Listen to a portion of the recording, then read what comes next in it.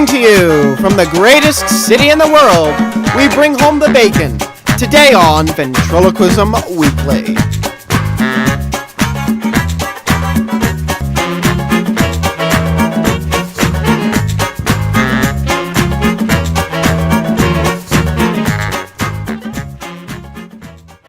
Hey guys, I'm Matt Bailey, and I am so glad to welcome you back on another Monday here in New York City. Today, we travel across the coast and, well, up. It is an honor to have our first international guest, Neale Bacon, with us today. Bacon hails from Canada. Neale, that is, not the food, but we'll touch on that in a moment.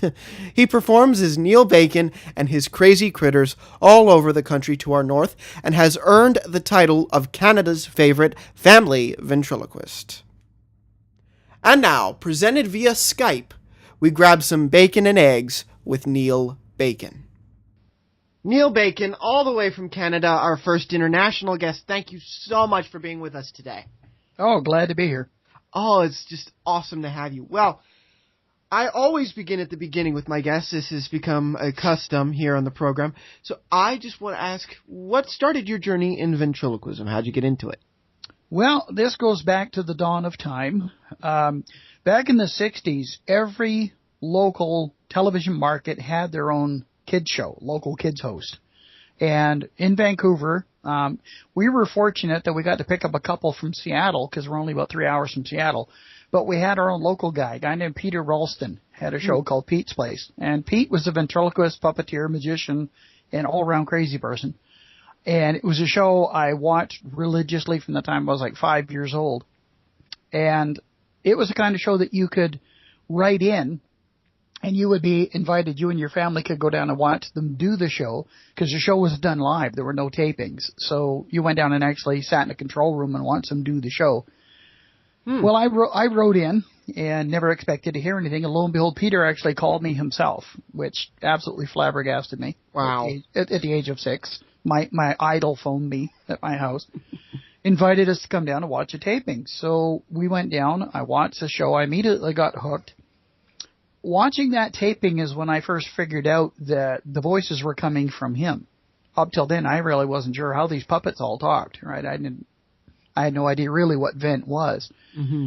And then, in 1968, my family moved up north, and I didn't get to watch a lot of Peter's shows, but I met a minister up there who was using Vent in his work, and he had heard of the Mayer course, which, of course, so many of us have taken.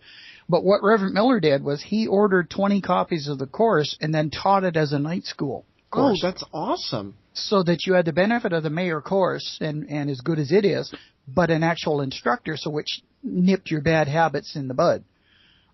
So that I was around 13, I guess, when I took that.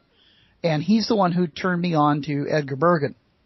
He gave me a record album. Remember those? Round, flat, had a hole in it. Yeah.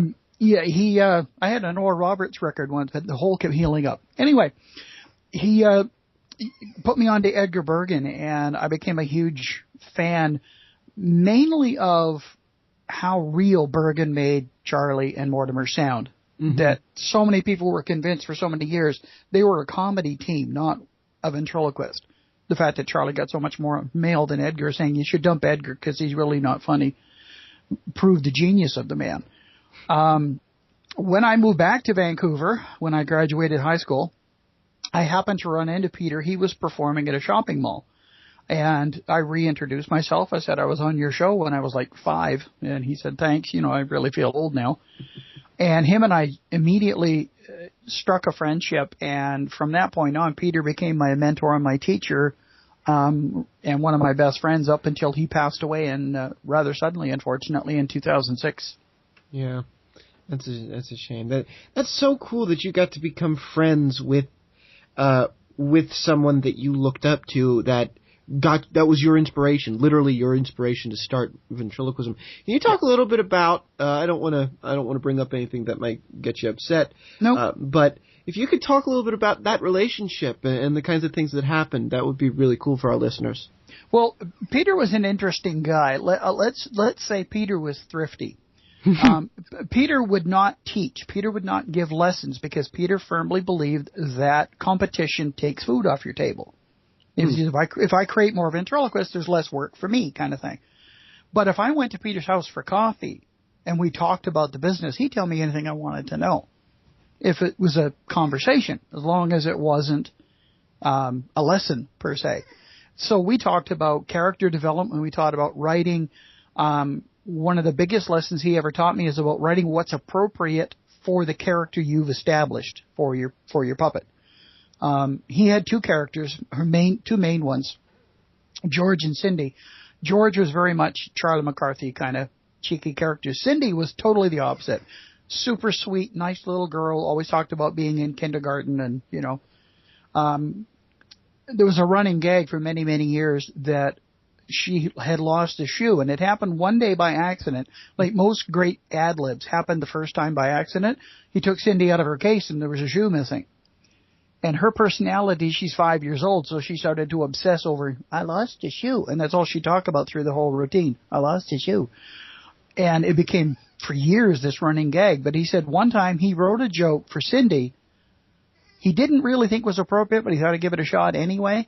He said it's more of a George joke than a Cindy joke. And people came up after the show and told him, I never thought Cindy would say something like that.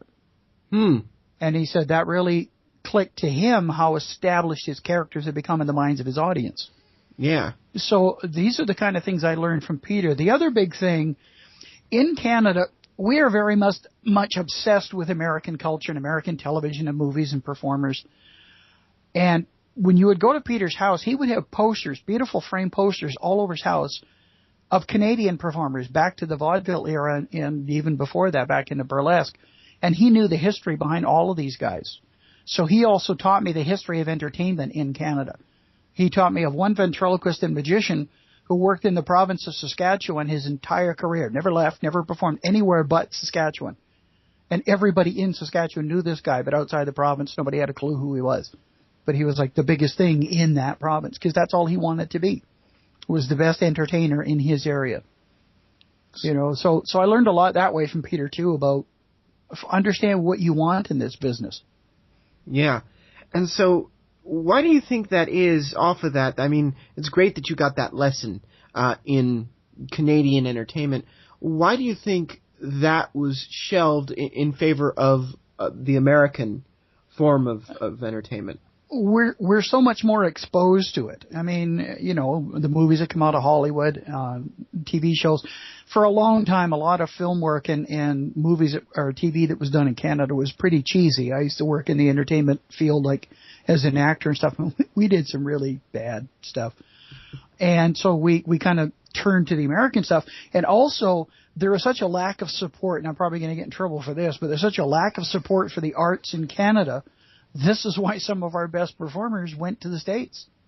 William Shatner, Leslie Nielsen, Michael J. Fox, I can go on and on and on, of Canadians who left because they couldn't make a living here and went to the States. Mm-hmm. So, talk about the landscape of being an entertainer, a ventriloquist in Canada. How does it differ? Because people think America and Canada, and I realize the ignorance of this statement, are sort of interchangeable in the way their culture works, but you're proving that that's not necessarily true, especially when it comes to entertainment. So how does it differ? I think the big thing, it's kind of funny here, what I've seen of a lot of American entertainment in live shows, they like lots of real flash and panache and polish, and Canadians are too cheap to pay for that. They almost turn a cautious eye if it's too slick, if it's too polished. The insult is you come off like an American performer, to which I usually say, well, thank you very much, not realizing that they're not meaning that kindly. It's part of that, because Canada's so closely connected to England, we're a bit more reserved. We don't like to be really over the top and out there, and so it's looked on a little stranger, I think, here. Live performances, particularly as a family entertainer, it's really hard to separate family entertainer from children's entertainer. That's a big issue in Canada, at least for me. I don't know if it's the same in the States. That's the perfect segue, and I just want to respond to that.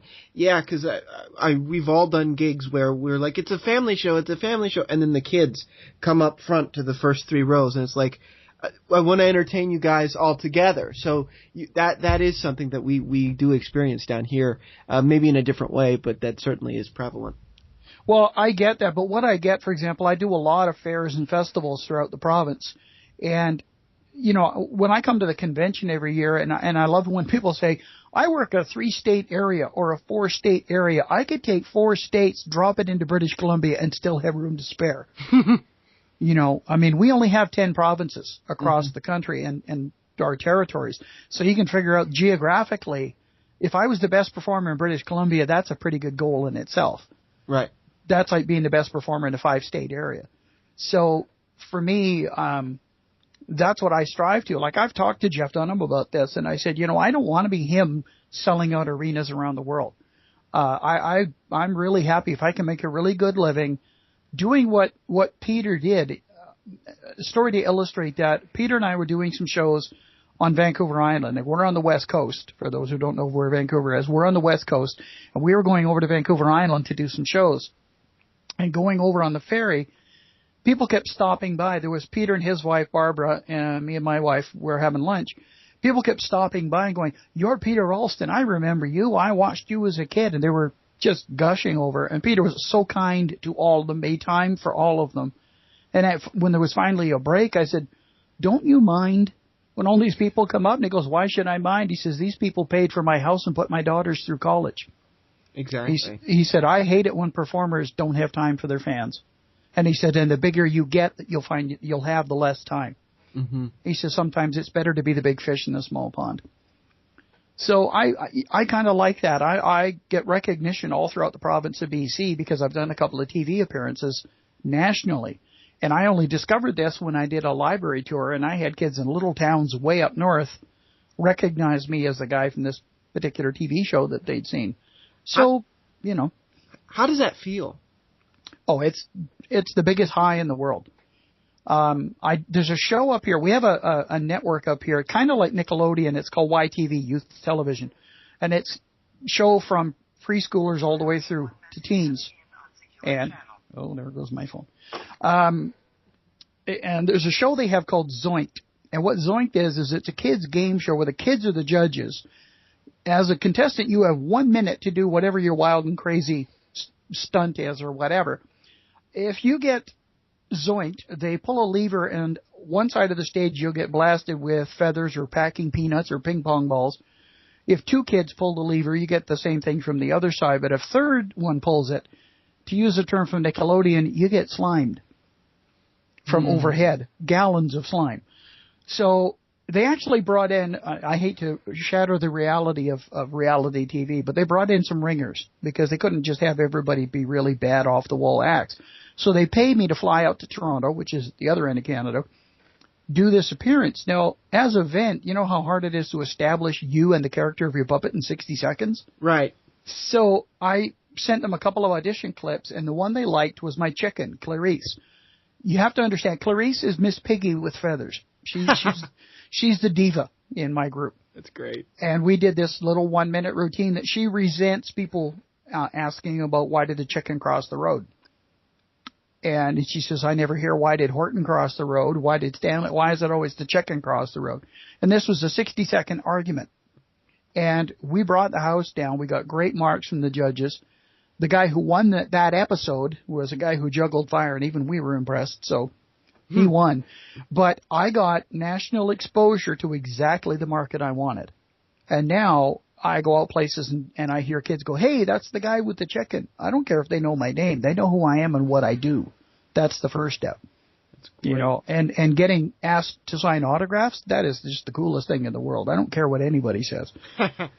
Yeah, you got to enjoy it. You got to enjoy it just a little, you know, because it doesn't happen to everybody. So I'm going to go down the obvious route here, talk about character development. Sure. Neale Bacon and the pig character. Yeah. When did that click? What happened there, I had been using the same traditional figures everybody else had for years, which led me to doing the same material everybody else was doing. And a friend of mine, do you know Sean Petrello? Yes. From Texas. Well, Sean bought this pig puppet from Pavlov's Puppets, which was then in the Czech Republic. Sean's a nice guy, but Sean will buy puppets and then go, nope, that one didn't work, and he'll flip it and go to another one. Yeah. And he bought this pig and he said it didn't work, and he was going to put it on eBay. And he said, you're the first guy I thought of before I put it on eBay. And he said all this without telling me what it was. There was just a photo attached to the email. I opened the email. Here's this pig. Well, hello, a ventriloquist with the last name of Bacon. Mm-hmm. And he's sending me a pig. And I went, it's a match made in heaven.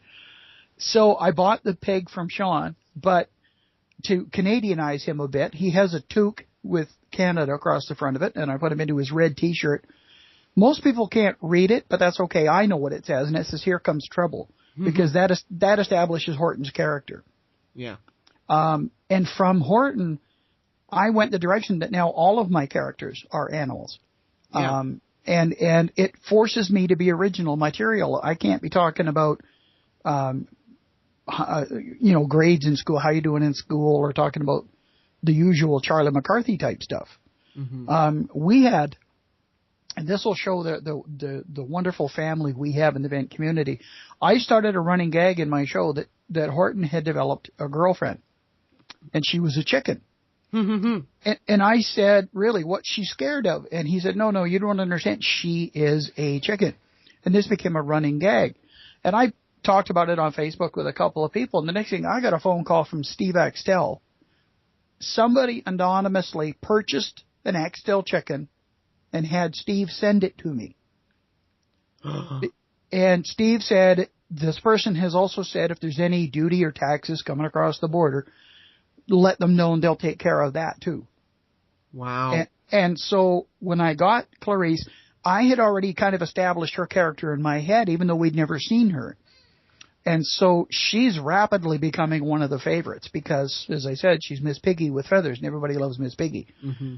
And, of course, we have this great match because you have Horton and you have a chicken, so you have bacon and eggs, and we play off of that. You know. That's great. That's great. Original material, family-friendly material. How challenging is it to just stay the course on the clean material? It can be. Because you get the accusation that clean is not funny. Right. I hear that from a lot of stand-up comics or whatever, and they say, if you want to say it, just say it. And I said, okay, a good example, two of the guys who were known for, let's just say, flowery vocabulary, Richard Pryor and George Carlin.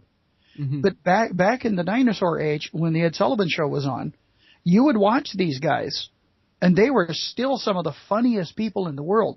But back in the 60s, of course, you couldn't use that kind of language on television. So it was straight 100% clean, but still funny, which to me proves the point you can be funny without having the profanity. And when I'm writing routines, I'll sometimes, my wife is my great sounding board, and I'll run stuff by her. And if I hear, I go, okay, fine, scratch that one. You know. Some of them are borderline, and I'll go by, what do you think of this one? And she'll go, no. Okay, fine. And I take it out. Peter was the one that taught me, too. He said that if you have to even think about the joke, take it out. If you think it might be appropriate, it is inappropriate, because it might offend somebody in your audience. Now, I know that the common school of thought in a lot of stand-up comedy is that if you don't offend somebody in your audience, you're not doing your job. I think that's a lot of nonsense. I don't want anyone to come away from my show offended. I want everyone to have laughed and had a good time and be able to grandparents sit with the grandkids and laugh together at what goes on stage. I look at my show a lot. The old analogy I used to use was like a Bugs Bunny cartoon, because there's visual funny stuff the kids get, and there's another level of humor that's not nasty or dirty humor, but it's a more sophisticated humor that the adults pick up on. Now, that originally developed for me as a self-defense mechanism because, as you said yourself, they bring the kids all down to the front, and then the parents are at the back of the room carrying on their own party. Right. If I get the parents involved, I don't have to talk over them. Mm-hmm. So if they start to hear jokes that they get and they realize I'm including them, then it becomes a show for everybody. And that's what I far more enjoy, is I can play to the kids and then I'll play to grandpa in the back or grandma over on the side or mom and dad in the middle. And that makes it fun for me. And the ad-libbing there, it opens up a whole, world of possibilities. The modern analogy is like a Pixar film. The cops, cars, the newest one, planes, even Toy Story, those kind of things. There's those multi-levels. Mm-hmm. And that's what I like to play. But yeah, you got to watch where the borders are, because you have a joke and you think it's really funny. And I run it by about 4 or 5 different people. And if even one of them says, no, I don't think so, then it just doesn't go in the show. Right. And off of that, you talked about Canada being a little more, I'm not recalling the word you used, but conservative, a little quieter in the way. Has that made it easier for you as a family entertainer, or is it still just as difficult as it might be here in the States for a family entertainer to go neck and neck with someone who's a little more adult? Well, no, because even in Canada, we're so much more attuned to if we're watching the comedy channels or whatever, we're still seeing American performers. So that's the style everybody's used to. For a very short period of time, I thought maybe I'd like to try the comedy club. So I started going to a couple of them in town here and immediately went, no, that's not for me. And it was that style. It was like, listening to a bunch of 14-year-olds in the locker room. Like there was no thought behind it. There was no, I'm not saying that adult humor can't be funny. There's some very funny guys. I mean, George Carlin, Richard Pryor, they were funny. Milton Berle once said, and this is a name that half your audience probably won't know, but that's all right. Milton Berle once said that you can get an audience to laugh at a dirty joke, but they'll resent you for making them laugh. That's true.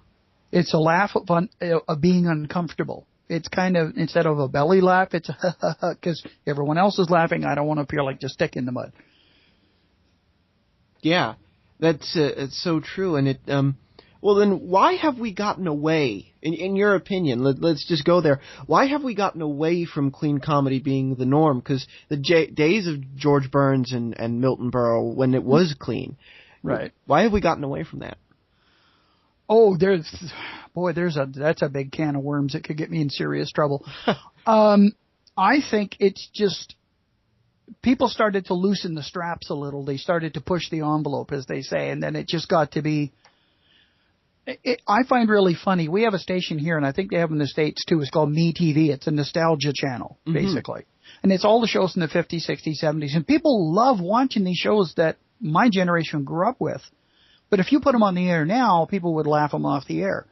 Where there's a mom and a dad and the kids, and dad is actually treated with respect. Dad is not a moron, which you see in most shows. If the dad's there, he's a complete idiot.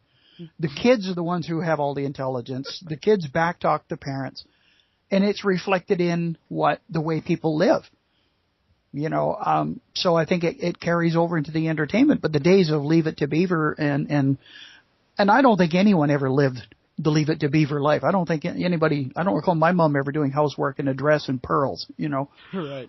But that flavor of Father Knows Best was another popular show is just gone. And it's everything to do with the breakup of the family, the redefining of the family. There's all kinds of reasons, which, as I said, that's where I can run down a political road and get into all kinds of trouble. But I just think that people's tastes have changed and not necessarily for the better. Mm-hmm. Yeah, I'd agree because it's so tough because to me, dirty is easy because, like you said, there's no thought behind it. Right. So it's an intellectual challenge to write clean and write for the families, but you find that the families just love you so much more for it. Absolutely. Oh, they respond because they know my show is safe. They know they can bring them and there's not going to be any material that they don't want their kids to hear or that they don't want to hear. And because of it, I get a lot of shows. I love doing seniors' homes. Seniors understand ventriloquism. They grew up with Edgar Bergen. So I can mention names like Edgar Bergen and Jimmy Nelson and they actually know who I'm talking about. And I can do material that, trust me, I'm a big lifter of Bergen's material. A joke is really funny, and if you've never heard it before, it's new material. I don't care if they wrote it in 1942, A perfect example of that, is Edgar on one of his shows, when Candace was about 6, she was a guest. And her and Charlie were supposed to do The Night Before Christmas. And, of course, we're giving Bergen a hard time and we're messing it up and whatnot. Well, that was the basis that I used. I had it on a record album, but I only had about half the routine because it was highlights of his show. So in the spirit of the way that had been written, I finished the routine. I got myself a copy of Night Before Christmas and I wrote it out that way. First half being Bergen, second half, I would say, being Bergen-esque. And it's been a hit in my show for years, in my Christmas shows. Lo and behold, Jeff comes along, does his Christmas special. Him and Peanut do Night Before Christmas, based on the same routine. Now, I went to the left, Jeff went to the right, if you know what I mean. Him and Peanut went in a whole other direction with it. But people come to me and said, oh, you stole that from Jeff Dunham. No, I didn't. We both stole that from Edgar Bergen. Yeah. And it just shows that the material can go whichever way you want it to go. I kept it clean and, Jeff works in another realm and another audience, so he went off in his direction with it. But in mine, I just kept it in the spirit of Bergen and people love it when I can do those old-fashioned routines that the older people appreciate. Yeah. It's nursing homes are wonderful because they just love that you're there, and they love to be entertained. That people are giving of themselves to come and spend time with them. I did a fabulous one. When I was done, I said to my wife, "This is where the home I want my kids to put me in," because it was an unbelievable retirement residence. They actually put on an entire vaudeville show. And the residents came down dressed as like flappers and gangsters, and everybody had hip flasks, and all the staff were dressed up, and so they brought in this variety show, and they had a guy doing Groucho Marx, they had me doing ventriloquism. We had a blast with these people, and people think, oh, you do a nursing home, and there's a lot of levels of nursing home or levels of care, and if you're doing a retirement residence, it's a whole other ball game. And they loved us. They were laughing at jokes that a lot of audiences I do don't get. And it's just, it's honoring that generation. If I went in there with racy material, they are not going to appreciate it, and that kind of stuff follows you around. Oh, he came in and wasn't exactly clean and appropriate for our audience, and then you'll never get booked, even where the material might be appropriate. Exactly. There was a guy who was a motivational speaker by the name of Zig Ziglar, and Zig was talking about hiring in speakers and guys who come in and will tell these racy stories, and he said that he would rather not have the material in his show than have to take it out. Yeah. And he said they would hear of certain speakers and they would not hire them because, oh, he's the guy that told that story at the Texaco regional meeting or whoever. And so the guy can lose all kinds of business because of a joke you told in one place where it might have been totally appropriate, but it can cost you all kinds of other work. I saw a comedian on a cruise ship. I'll tell the story. He wasn't a ventriloquist, but that just reminded me of this. Right. He was a comedian. I'm not going to say his name. He did some stroke jokes. His first night on the cruise ship. On a cruise ship? That's not good. That's a nursing home at sea. Okay, he was a name. He was named. People know who he is. I knew who he was, a little bit. But so his show was packed that first night. I was excited to see the show. I was excited because I knew who this person was.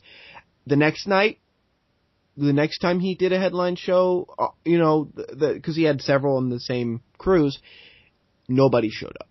Yeah. There were maybe 100 people there in a theater that seats maybe 1,000, 2,000. Yeah. Nobody showed up. And on a cruise ship, if you're really that much of a disappointment, they'll chopper you off. They'll have a helicopter come. I've talked to cruise performers who've seen it happen. That you could be at sea and you're off the boat. Because people fill in those comment cards, and if you're in a whole whack of people go, this guy really stinks, and this guy's not funny, or this guy's crude, you're gone. And there's another guy in your place for the next show. But with cruise ships, my favorite joke I ever heard was actually one of Ken Grove's. He has this character, Howard, who's this 93-year-old guy with his little oxygen bottle and whatnot. And he says, oh, yeah, they're on a cruise ship. It's the Wrinkle Dam. That's great. Cruise ships are the ultimate test market for whether you're of quality material or not, because they will kick you right off. And wow, I never knew they choppered you off. I just thought they... If you're bad enough or unpopular enough, you're gone. Or certainly at the next port of call. Here's your bags. See ya. And sometimes you're on your own to get home. So... Yeah. So, venturing back into the ventriloquism realm, our last question, something I always like to wrap up with. What do you want to see, either from the Canadian ventriloquists or the American? Just out of this art form, what do you want to see of the next generation coming up? I want to see people get better. And I have to say this so delicately. I've only been going to the conventions since 2007, so I haven't been going years and years like some people have. And I really missed being there this year, but my daughter got married, so poof, there went the bank account. Anyway, I've seen people in the open mic, and I've seen them repeatedly over the years in the open mic, and they don't get any better. They don't get any more original. They don't get any funnier. Because what I see a lot at the convention, people want to go to the convention and be entertained. They don't want to go and learn. You have the opportunity to learn from the people who are the best in the business now and were the best in the business in their generation. Because you have Jeff, you have Terry representing sort of now, Dan Horn and Jay Johnson. Then you go back to like Jimmy Nelson. You know, you're not going to get much better than that kind of people to sit and talk to and learn from. They're there. Talk to them. Yeah, and not only attend the workshops and attend the lectures, but talk to people afterwards. I have learned as much, if not more, in the unofficial time than I have in the official time, you know, in workshops and lectures. I mean, I was sitting back in the drawbridge days. I brought my wife down last year. It was our 30th anniversary, so we made a special trip. And I said to Pete Michaels, I wish my wife could have experienced the drawbridge just once to understand the comparison. He said, why would you do that to your wife? But we were sitting around the pool deck, and there was me, Stephen Knowles, Dan Horn, a couple of the other guys. I can't think of the names. Pete Michaels was there. And I'm sitting there thinking, I'm sitting here with some of the best in the business, having coffee and picking their brain. And people, what I want to see ventriloquists do is get better at the art. Mm-hmm. Learn the art, get better, and also learn that this is show business. And business is the bigger part of the two words. You cannot sit there and wait for the phone to ring. You got to be flogging and marketing and promoting. And I've just recently, and this could be a whole other interview, but I've just connected with a business networking group. Mm-hmm. And I'm really learning it's not what you know, it's who you know in the business. And just absolutely. And before we started recording this interview, you talked about how you took the initiative to update your site and get it, a little more streamlined. From the ground up. I completely took the old site down. I went with a new provider. I set it up. I've learned how important it is for your site to be mobile friendly, all that sort of stuff. There's a statistic we heard at one of these networking meetings that something like 80% of people don't even have a PC anymore. Everything is done off their phone, or at biggest a tablet. So if your site's not mobile friendly, you're not going to get the work. They'll just find a guy who's easier to see. But what I would like for ventriloquists, there's a famous magician. I don't know if you ever heard of a guy named Eugene Berger, but Eugene Berger had a great statement one time, and he said, "There's room in the house of magic for everybody." Because there used to be real fights among magicians. I spent a lot of time in the magic community. And the illusionists would fight with the close-up guys, and the close-up guys would fight with the mentalists and stuff. Who is the best? Well, we get that a lot within the vent community, clean versus dirty, or people who use vent in education or in church work or whatever, as opposed to nightclubs and whatever. There's room for all of us. The full-time performers like myself are actually the minority. You go to that convention, there's 600 people. I don't think there's more than a handful earn their living doing this. Mm-hmm. And so we should, count our lucky stars and or thank who's responsible if you're so inclined, as I am. I just thank God every day that I am living my dream, that I am carrying on Peter Ralston's legacy. That's great. I'm hoping to have generations remember me the way they remembered him. It's wonderful. And on that note, Neale Bacon from Canada, our first international guest, thank you very, very much for being with us today. It was a pleasure. A great big thank you to Neale Bacon for being with us all the way from the west coast of Canada. That was awesome. Our lineup is filling up for our season here in the Big Apple. Next week, we will have a dangerous time with incomparable corporate entertainer and proprietor of LearnVentriloquism.com, Tom Crowell. What do I mean by dangerous? Tune in next week and you'll find out.